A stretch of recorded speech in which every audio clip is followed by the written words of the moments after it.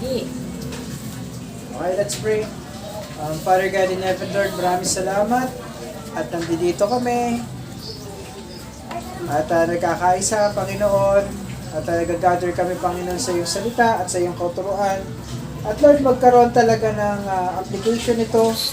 At totoo talagang pagtanggap sa iyo, Panginoon, Lord. Ikaw maghari sa buhay namin. At lahat ng sinasabi na ito ay salitain namin sa pangalan ninyo, Kristo. Amen. So, wala pa sila. Para magkaroon din tayo mamaya ng prayer of healing, yung may mga sakit, pagpe-pray natin.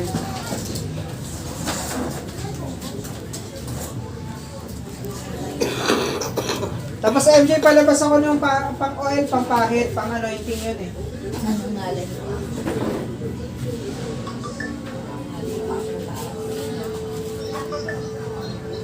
Tapos ang gagawin nating tribute kay Lord, yung tinatawag natin Thanksgiving.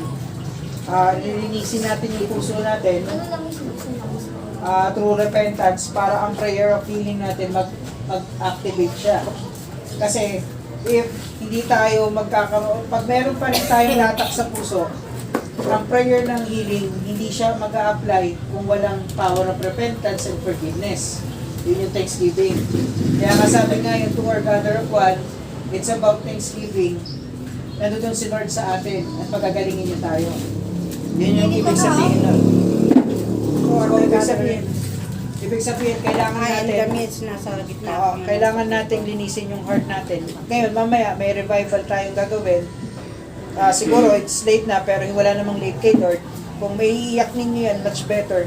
Kasi kapag ka nangyari, yan yung submission ng humility kay Lord, ang prayer of healing, magmamanifest. Pagpahid natin ng oil, tatalabyan kagad yung healing.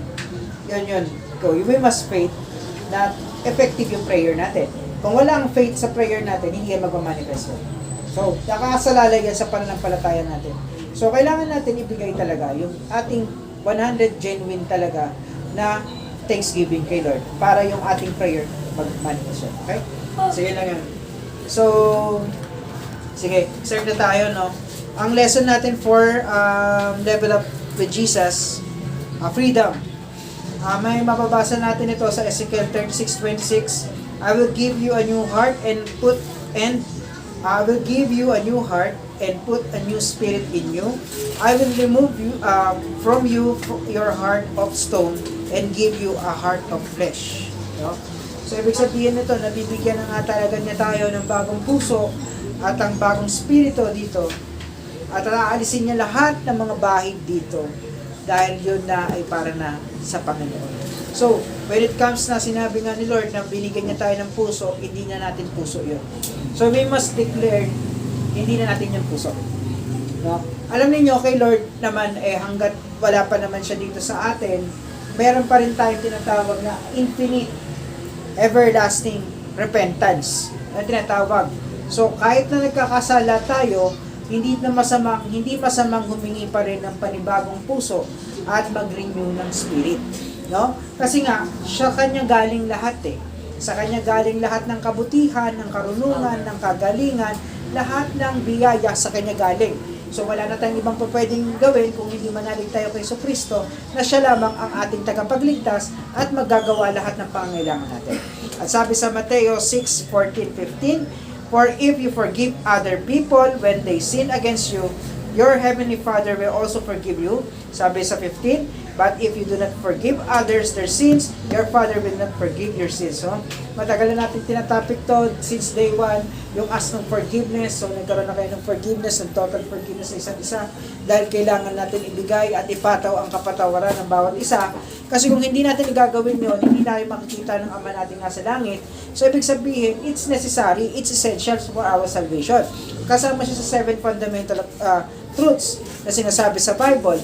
No, kung hindi ka magpapatawad, asahan mong hindi ka patawaran ng Ama. So, huwag ka mag-expect na pupunta ka sa langit, sa kaharian niya.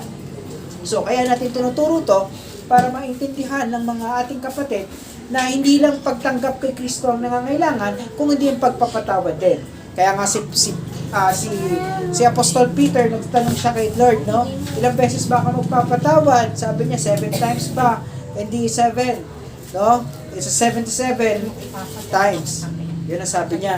Na kailangan natin magpatawad para yun ang kautusan ni Kristo. So kung tayo ay naniniwala sa pagka-Diyos ng Panginoong Jesucristo, dapat din naniniwala tayo sa sinasabi niya through Bible. No? Kung ito talaga yung sinasabi niya, we must walk. Kasi kapag nilakaran natin ito, ibig sabihin, ang katagumpayan natin, ang panata natin ay makatotohanan. Alam nyo, maraming panata ang pwedeng gawin natin. Lalo na yung mga nung dating Katoliko tayo. Ang dami natin panata, kapag mahal na araw, pwede tayo magpako sa krus. Pero hindi natin kailangan yung gawin. Dahil ang tinitignan lang natin, yung panata dapat, yung nababasa natin sa Bible. A new beginning to forgive. Sabi nga dito, many are trapped with an unforgiving heart. Natatrap tayo doon. Kumbaga nakulong na tayo sa sitwasyon dahil hindi tayo nagpapatawad. They may not be aware that this great affects the decision making in life.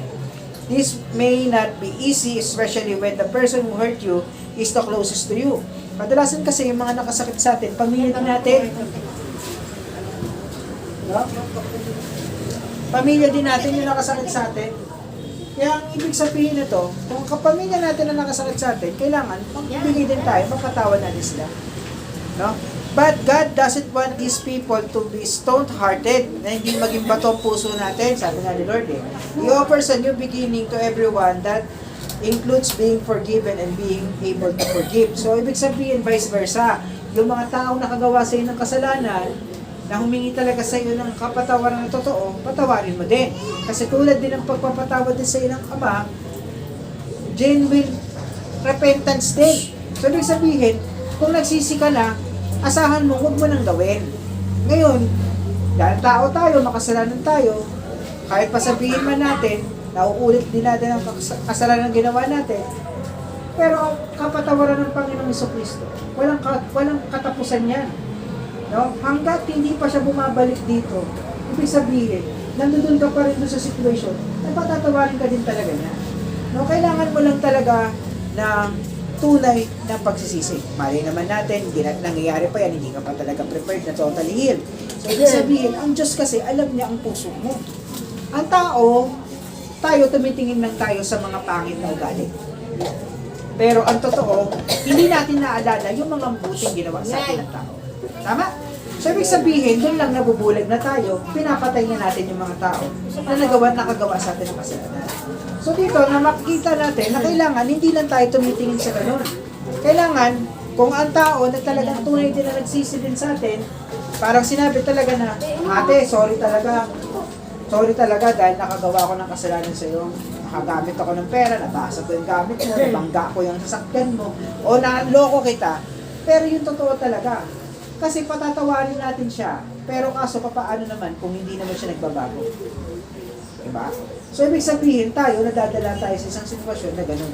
Pero alam niyo po ba, kahit na nga, sabi nga ng Panginoon, ulit-ulitin man yan, ilang beses man niyang gamitin, tayo pa rin ay magpatawad. Magpatawad pa rin tayo kasi siya magbibigay naman sa atin ng gantimpala.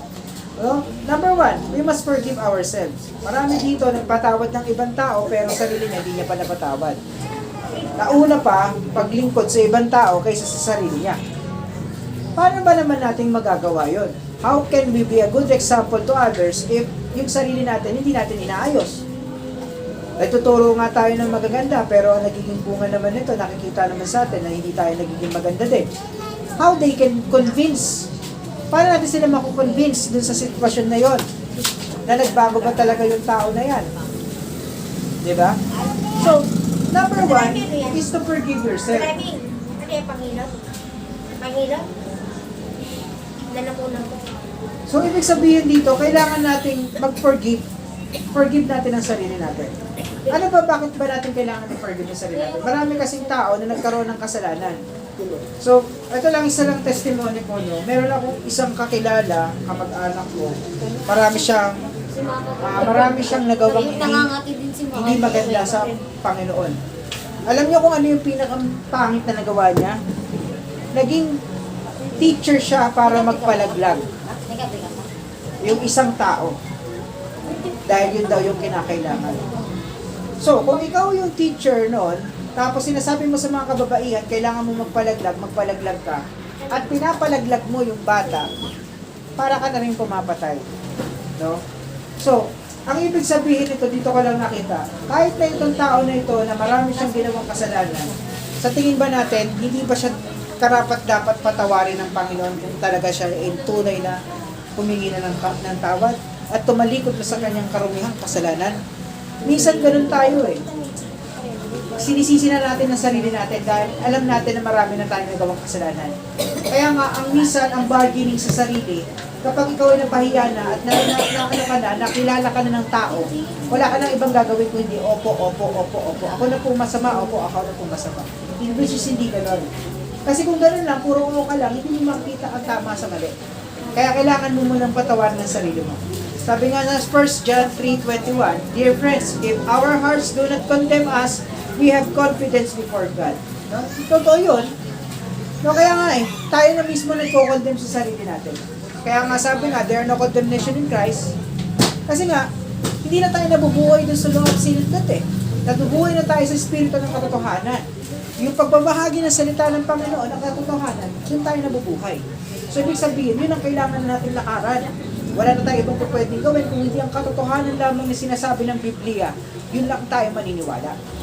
Kaya, magsusuri tayo, mag-aaral tayo, hanggat nabubuhay tayo. Dahil yan lamang ang ating kayang isukli sa ibibigay sa ating biyaya ng Panginoon, walang iba kundi ang kanyang kaharian. So, sabi nga dito, we must forgive our family. Sabi nga sa story ni Mark 3:31-34, we must forgive the people who are dear to us, especially members of our family. So, kung sinabi dito ni Mark na ganun, focus ka talaga sa family mo. Focus ka muna talaga. Ngayon, ang sabi nga ng Panginoon, no, umayo kayo at gagawin ko silang mandaragana at magiging fisher of man sila. Na, diba? Parang, siguro, ang ginawa lang nila talaga doon, mas pinatibay pa nila yung calling, which is in-equip pa nila, mas prioritize sila yung family. Kasi mas maraming maniniwala sa loob ng pamilya kaysa sa labas. Kapag kabit-bit mo ang pamilya mo, magiging kawal ng Panginoon. Paano pa yan kung lumabas ang pamilya mo na nag-ebanghelyo yan? Mas more convincing kaysa mag-isa ka. So kapag humahayo ka, kailangan may kasama ka talaga. Kasi pagka mag-isa ka lang, madali kang baluktutin ng pagkakataon, madaling ko pwedeng sabihin na gawa-gawa mo lang yan, pero kapag marami kayo, or kapag hindi na ikaw yung isa lang, ibig sabihin may patotoo na ginagawa mo talaga ang layunin ng Panginoon. At sa 3, we must forgive our neighbors. Yung mga kapitbahay natin nakasakit sa atin, patawarin natin sila. So sabi nga dito, we must forgive people who have cursed us pain. Jesus showed us the best example of what forgiveness is all about. He was mocked and crucified, and yet He still showed great compassion and prayed for the people who have hurt Him. Ayun yung sinasabi kanina ng Holy Spirit. Kung tayo, meron na kagawa na sa atin na kasalanan, kahit naman, hindi pa kasalanan mo, si Lord hindi siya nagpunta dito para i-condemn tayo. Hindi siya nagpunta dito para i-condemn tayo. Nagpakapako siya sa cross, nagpakababa siya, kasi bakit? Para mag-serve siya sa atin talaga. Para tanggapin yung kasalanan, tubusin yung kasalanan natin. Sabi sa Luke 23:34, Jesus said, Father, forgive them, for they do not know what they are doing. So, ibig sabihin, si Jesus mamamatay nila, humihingi pa ng kapatawaran. Paano pa yun ang Panginoon nang humingi? So, we must do is humility, be humble at all cost, at yung puso natin, i-guard natin. Alam niyo kung tayo yung pinipersecute at sinasabi sa atin ng mga tao na napaka-perfecto mo, pero hindi, perfecto ka nga, pero hindi mo maintindihan ang sarili mo. Kaya lang natin sila sa ganun sa pagkakataon. Okay? Kaya lang natin sila sa pagkakataon kasi you cannot please everyone. Ang isa lang ang kaya mong i-please ang Panginoon. Alam mo kung bakit? Gawin mo yung salita niya. Doon lang siya nalulugod. Yun lang ang makakapaglugod. Yun lang ang tatanggap sa atin. Si Lord lang ang tatanggap sa atin sa kahihiyan natin, sa kadumihan natin, sa katigasan ng ulo natin, sa pagmamalaki natin, sa kasalanan natin, sa buhay nating karnal, sa walang kasawang-sawang paggawa natin ng kasalanan at sa pagpili natin sa mundong ito at sa pag-iwan natin sa Kanya, siya lamang ang tanging tatanggap sa atin sa oras ng tunay na pagsisisi. No? Mayroon talagang pagkakataon na totoo talagang darating sa point natin na mayroon talagang tawag yan na magsisisi ka. Kasi dun mo may papakita na talagang tinatanggap mo na talaga yung calling sa'yo ni Lord. No? Kaya sabi nga niya dito, ipagpatawad mo din yung mga kapitbahay mo na naninilihan sa'yo.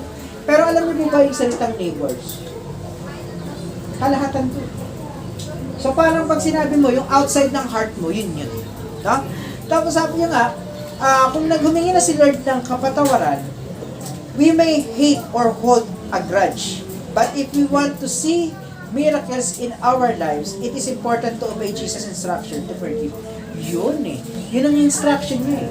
Ulitin po ulit, marami mga tao nagtatanong kung ano ang katuwiran at ano ang katotohanan. Sabi nga sa Bible, mga anak, mahal ninyo ang magulang ninyo upang ang buhay ninyo ay humaba.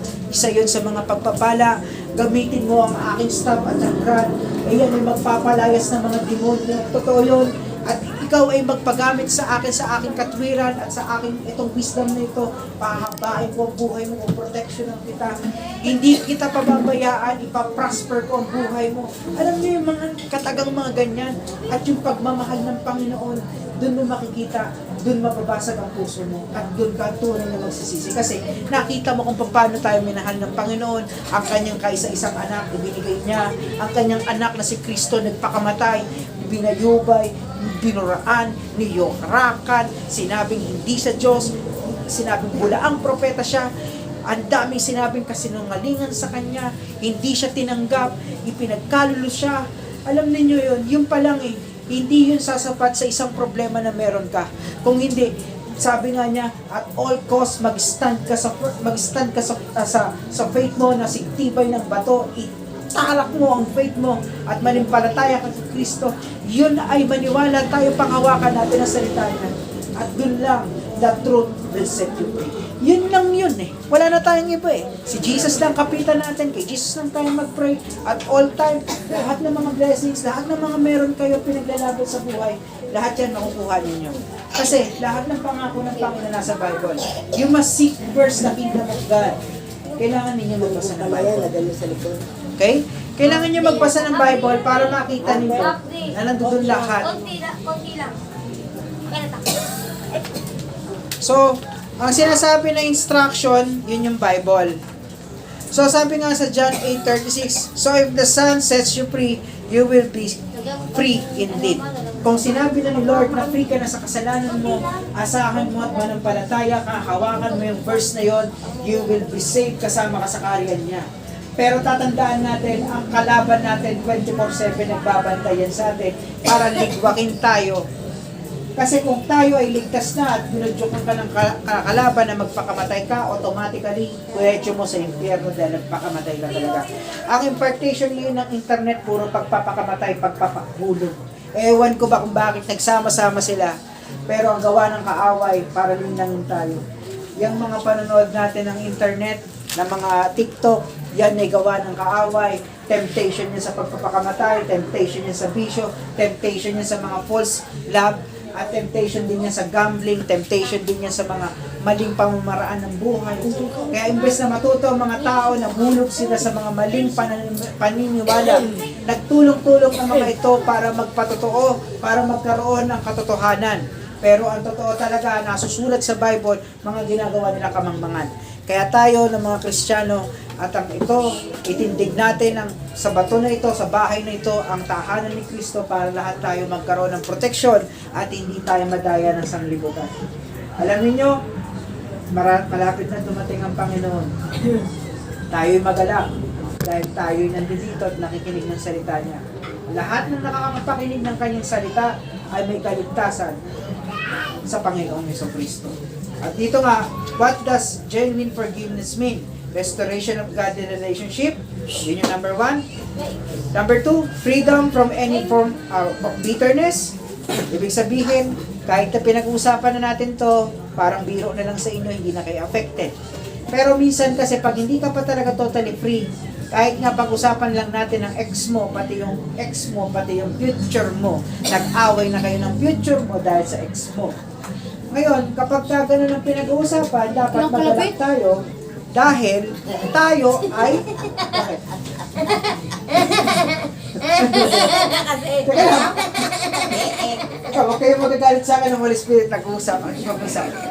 Yung nga yung bitterness, ano? Di ba, kunwari nga, kahit naman ako, minsan, kapag, eto share ko lang, nag-renew ko ng driver's license. Hindi pa na-renew yung driver's license ko, binilabag ni Elena.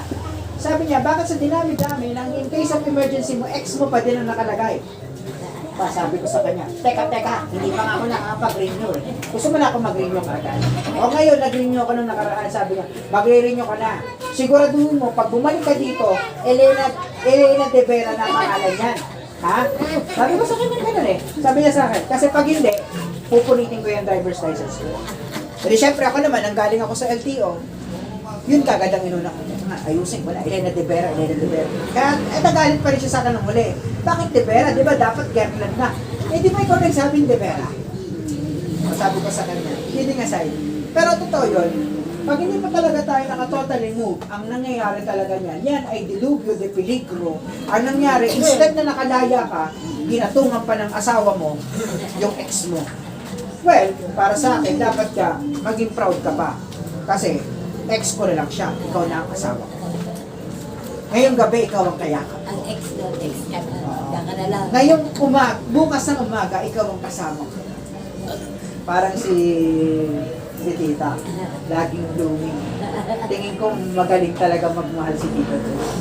Hindi na pababayaan, magaling mag-alaga. No? So, ibig sabihin, sabi nga sa Philippians 2:9-11, therefore, God elevated Himself to the place of the highest honor and gave Him the name above all other names. Wow!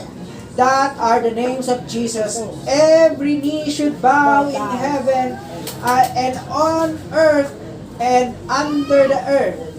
And every tongue declare that Jesus Christ is Lord to the glory of God, the Father in heaven. Hallelujah! Amen. Alam nyo, no? Yung declaration na minamahal natin ang Panginoon, that what you call freedom. No? Freedom. Alam nyo, may share ko lang sa bahay namin ngayon, pag nag-away kami ng asawa ko, isa lang sinasabi. This is the day that the Lord has made. Si Elena gumasayaw, gumaganyan. Galit na siya sa akin, gusto niya na akong murahin. Pero yung sabihin niya. Pero, sa isip ko, teka, nag-anthem of glory na. Sabi ko ganyan. Tapos mamaya siya naman magdadabog. Tapos kaysa naman na pasagingan ko na siya, kahit yung mga tao sa bahay, kasi na-issue ko sa family niya eh. Masakit daw ako magsalita. So, iba na ngayon. So, pag sinasabi ko, ate niyo yan ha, siya nagdabog, siya na ganyan, siya na ganyan. Pero, this is the day that the Lord, yung mga kapatid niya, nababalo na si Kuya. Tapos si Elena, natatawa na lang kasi yakap sa akin. Hi, Daddy. Sorry. Alam niyo kasi, na totoo, kapag talagang dinideclare natin si Lord, over all our problems, kahit na yung galit mo, parang napaka-awkward pagka minura mo, tapos nagde-declare ng gano'n yung kaaway. Parang pagka nagde-declare siya ng gano'n, napaka-humble and humility. Na itinataas na si Lord, patawarin mo na ako, para kay Lord. Di ba tama? Kasi pagka nagde-declare ka ng gano'n, hindi ka magagalit. Teka, ibig mo bang sabihin, para kay Lord, patawarin kita? Di ba? Parang gano'n. Parang, pagka hindi mo siya pinatawad, parang ang napaka-self-righteous mo. Kaya nga kay Lord, patawarin mo na eh. Baka namang sobra lang please yung gusto mo.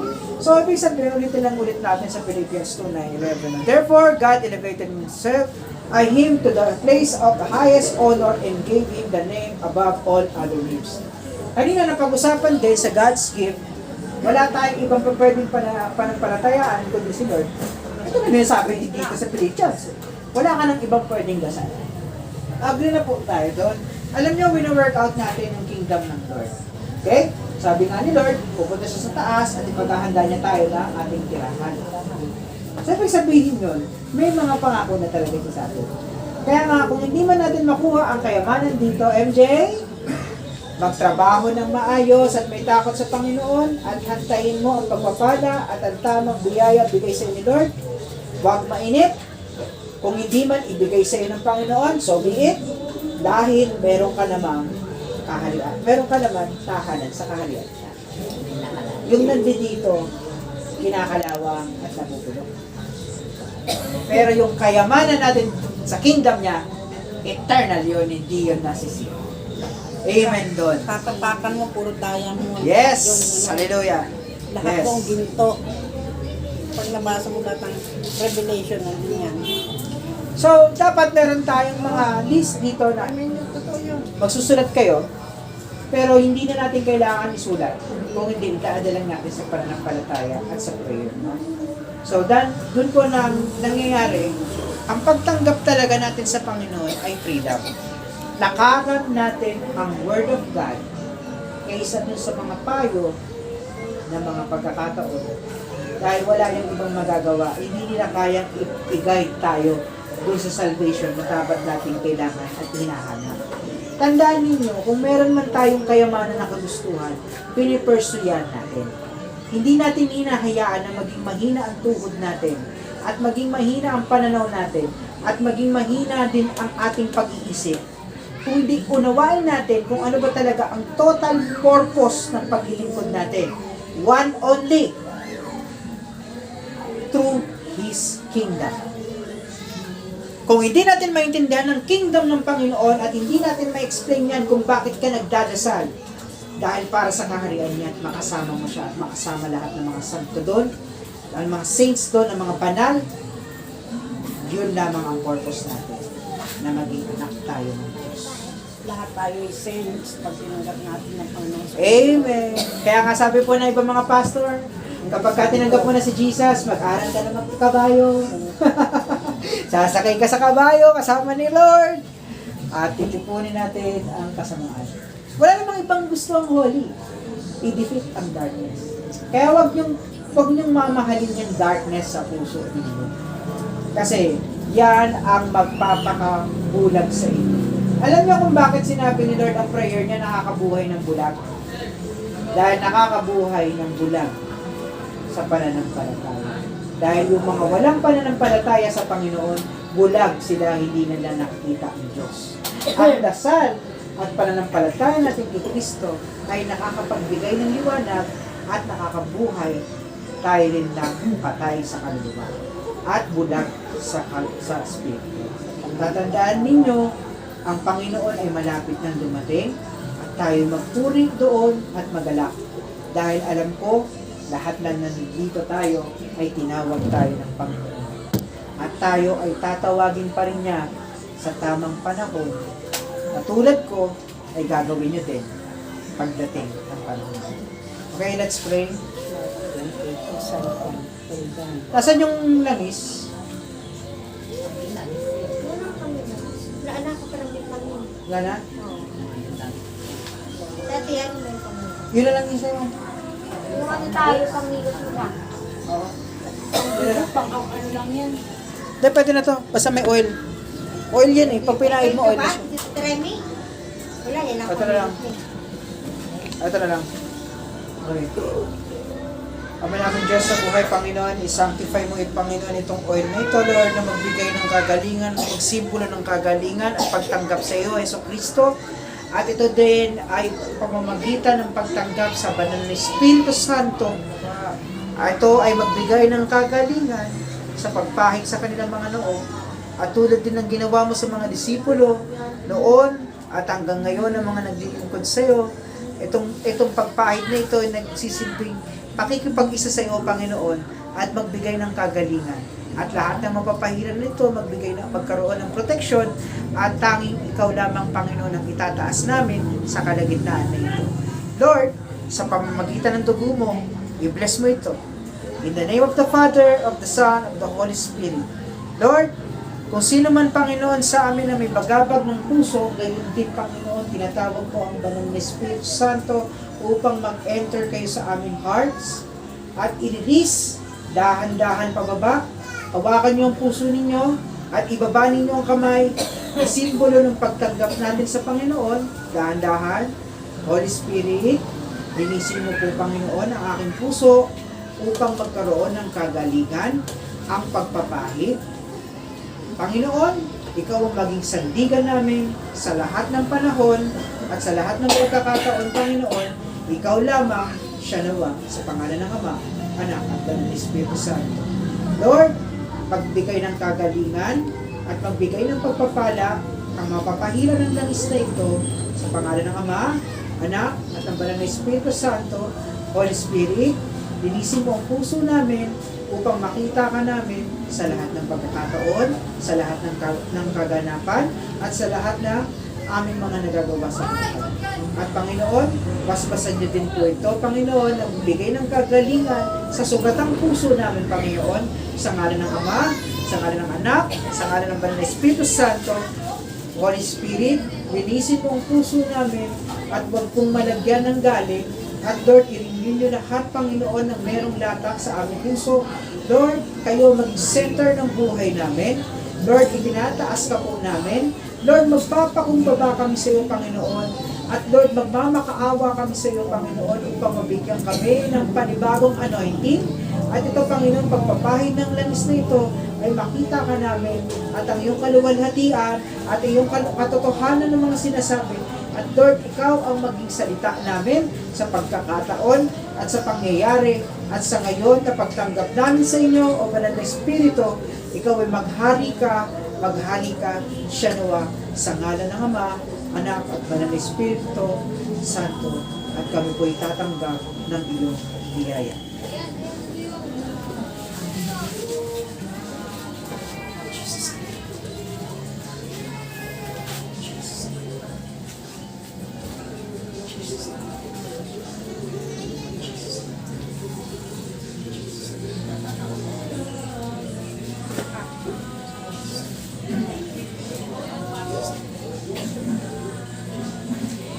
At tayo lahat ay magsabi, in count on 1, 2, 3, tayo'y pagagalingin ng Panginoong Kristo, tayo na ay magaling na. Okay? In 1, 2, 3, tayo ay pinagaling na ni Jesucristo. I-declare natin yan. In 1, 2, 3, tayo na ay pinagaling ni Jesucristo. 1, 2, 3, tayo na ay pinagaling ni Jesucristo. Amen. Amen.